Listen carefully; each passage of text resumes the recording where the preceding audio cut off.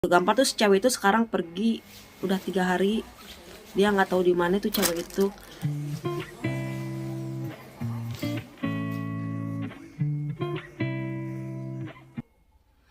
Halo, assalamualaikum semuanya, apa kabar? Semoga dalam keadaan sehat walafiat ya.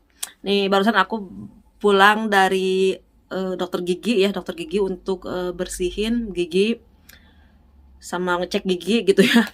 Karena di sini tuh aku harus biasanya ya 6 bulan sekali tuh cek gigi gitu. 6 bulan sekali cek gigi kayak gitu teman-teman.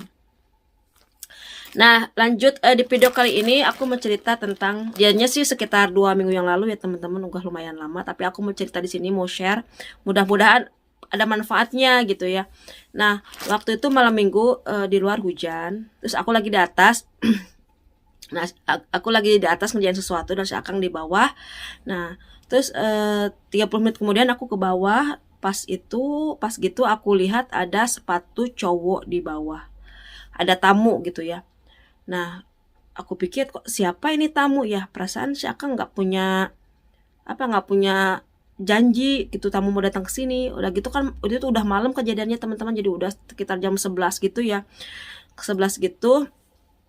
Nah, terus di sini juga budaya sini juga kurang sopan kalau namu ke seseorang itu sampai tengah malam kayak gitu. Terus udah gitu tanpa appointment gitu, karena aku tahu si Akang itu nggak punya janji gitu ya. Nah, aku mau turun ke bawah mau ke toilet nggak jadi karena kan aku nggak dikerudung, terus aku di toilet atas aja. Nah, pas gitu si Akang ke atas gitu ya, ngasih tahu aku bahwa aku nggak boleh turun ke bawah. Aku pikir terus aku tanya siapa itu. Teman aku, dia lagi sakit, nanti aja ceritanya. Sekarang kamu ke atas aja ya, jangan ke bawah, kata dia. Nanti aku ceritain kalau udah balik. Ya udah, aku ke atas lagi, aku ngerjain lagi, ngelanjutin kerjaan aku gitu ya. Nah, setelah jam 1 tetamu belum pulang juga. Jam 2 aku udah capek banget ya. Udah capek, terus aku tiduran. Terus pas jam 2 itu tamu udah pulang. Pulang kan ke atas. Hey, ke aku kan lagi tiduran, maksudnya nggak tidur banget sih, cuman lagi tiduran aja gitu. Hey, udah pulang tamunya, udah pulang. Kok malam banget sih sampai jam 2 gini? Ya, emang siapa sih dia? Dia itu dulu pernah kita satu kerja, satu tim. Tapi sekarang udah nggak lagi. Terus kenapa dia kesini? Ya, aku juga nggak tahu. Aku ternyata tuh mau keluar. Terus ada orang di depan pintu, lagi hujan-hujanan gitu. Pas dilihat temannya dia, langsung aku masuk, ayo masuk ke dalam gitu ya. Mungkin dia mau cerita apa gimana gitu ya. Terus gimana? Ya dia lagi mabuk kok kesini. Ya mungkin mau curhat gitu ya. Terus kata dia gimana? Jadi gini, dia itu bawa cewek, maksudnya kenalan cewek orang Kolombia. Terus ceweknya sudah kesini. Mungkin di sini mereka ribut apa gimana gitu ya. Tahu lah kalau misalkan dia ngomongnya sih, gua bawa cewek ke sini tuh cuman mau pakai doang kayak gitu ya. Tahu kan, paham kan ya. Terus cewek itu ternyata nggak mau apa gimana gitu ya. Terus akhirnya berantem lah. Terus aku tanya, terus suami tanya ya, terus lu apain cewek itu? Ya gua gampar, kata si cowok itu. Kata temannya ya. Oh, kok kenapa begitu? Ya mungkin ya lagi mabuk apa gimana ya, namanya juga gitu ya. Gampar tuh si cewek itu sekarang pergi udah 3 hari, dia nggak tahu di mana tuh cewek itu. Terus lo telepon dia, ya telepon tapi nggak diangkat kata dia. Terus suami bingung ya, terus gimana, kasihan gitu ya anak orang tuh jauh-jauh dari Kolombia ke sini, terus ke sini juga dia istilahnya nggak diperlakukan dengan baik lah istilahnya ya kan, secara namu gitu ya. Suami bingung, terus kata suami, sayang, kayaknya sih dia nggak mungkin digampar aja, soalnya ininya tuh sampai biru-biru, sampai memar-memar, nggak mungkin ngegampar orang gitu sampai memar-memar, pasti takutnya tuh dipukulin apa disiksa gitu ya. Besok kita cari cewek itu ya. Aku bilang, ya cari kemana? Aku bilang, ini kan Belanda meskipun kecil, tapi kita nggak mudah untuk cari orang gitu ya. Lapor polisi aja, aku bilang gitu. Jangan, kalau polisi nanti dia tahu itu dari aku, soalnya dia curhatnya cuma sama aku aja. Terus kenapa kamu tadi nggak tanya nomor telepon cewek itu? Dia kan lagi mabok, mungkin dia nggak ingat kali gitu ya. Ya aku nggak kepikiran ke sana. Ya udah besok kalau misalkan dia udah jam 12 nih kayaknya udah sadar, aku tanyain. Oh iya, lebih baik itu kasihan anak orang.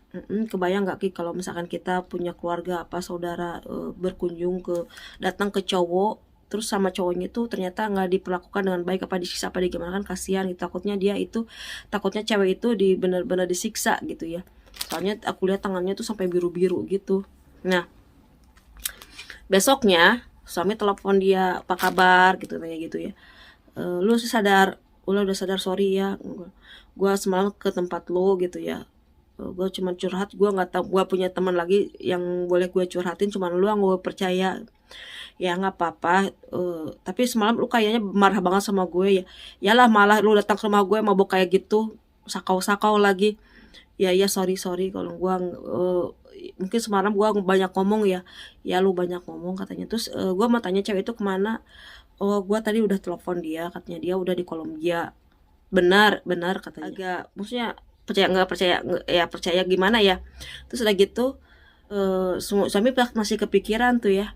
Terus besoknya dia telepon ke imigrasi, tolong ngecekin cewek ini di Kolombia apa dia baik-baik aja gitu ya. Tapi pihak imigrasi juga itu bukan tugasnya dia gitu, itu tugasnya kepolisian. Oke lah, tugas kepolisian. Terus suami telepon polisian juga, terus mereka terus dia menceritakan tentang kronologisnya, tapi polisi juga nggak mau membantu karena apa, karena suami mungkin nggak kuat karena suami cuma mendengar aja gitu. Yang kedua juga ceweknya udah nggak ada gitu ya, jadi susah untuk nambah kerjaan juga karena buat mereka sih mungkin nggak banyak hal yang harus dikerjain gitu ya.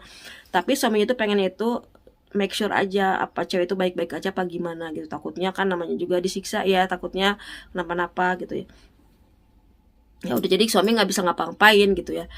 Cuman aku di sini mau negasin ke teman-teman, mungkin teman-teman punya kenalan cowok apa gimana gitu ya, orang luar negeri gitu ya, yang mereka juga kenalnya di online, jadi mereka nggak pernah ketemu gitu. Jadi ketemunya itu waktu mereka di Belanda aja, itu pertama kali ketemu gitu ya.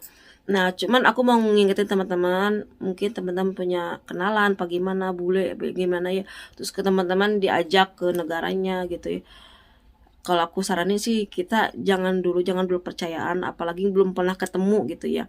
Banyak kejadian di sini yang emang disiksa, apa dijadiin wanita susila gitu, banyak banget teman-teman. Jadi pikir-pikir dua kali kalau misalkan teman-teman mau kalau teman-teman kenalan sama orang luar negeri gitu ya, lebih baik ketemu dulu, ajak dulu ke Indonesia. Kalaupun kita nggak cocok, kita akan ke rumah gitu ya, ke rumah gitu, di rumah kita deket gitu. Tapi kalau misalnya teman-teman sudah ke negara cowok itu dan di sana teman-teman punya trouble, punya masalah, itu susah banget ya. Tapi kalau misalkan udah terlanjur datang ke apa ya, maaf, udah terlanjur datang ke rumah cowok itu, cowok kenalan kita gitu, diusahain teman-teman punya nomor telepon emergency yang bisa dihubungin atau punya teman yang bisa dihubungin. Jadi kalau ada apa-apa teman-teman bisa minta pertolongan gitu. Suami sih mau nelponin supaya takutnya si temennya ini nggak jerak gitu, takutnya cuman ngedatangin cewek ke sini udah itu disiksa, udah gitu di tengah lagi tanpa ada hukuman buat dia gitu ya. Nah gitu, karena kan nggak mau lah ini terjadi terus gitu, kasihan ke ceweknya gitu teman-teman.